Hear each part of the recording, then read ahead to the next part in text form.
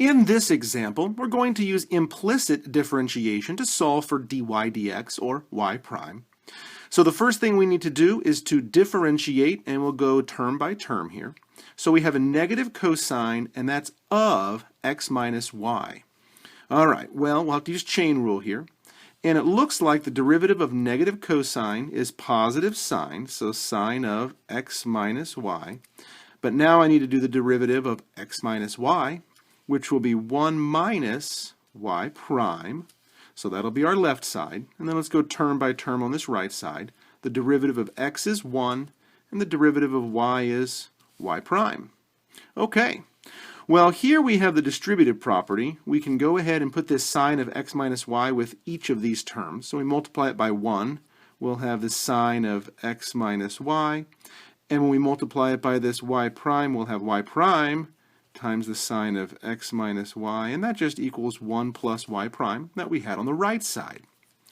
So this term has a y prime, and this term has a y prime. So let's go ahead and get those together. So we'll maybe collect those on the left side over here. So we have negative y prime sine of x minus y prime.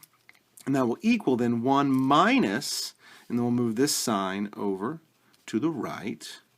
So it looks like this. So let's go ahead and factor out, well, let's go ahead and do a negative y prime, because then we can do a little something here. So it's the sine of x minus y plus 1. And then when we factor out this negative, we can cancel it by dividing both sides by this negative. So let's go ahead and flip this guy around as well and change those signs. Okay, so instead of having 3 negatives, we'll have 3 positives and a single negative. Okay, now let's go ahead and do this final division.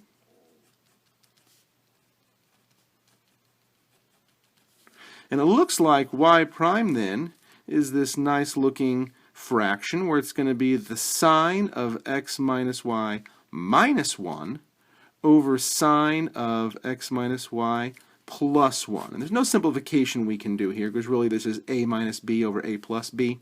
So nothing we can do. So here we go with our first derivative, and we found it using implicit differentiation.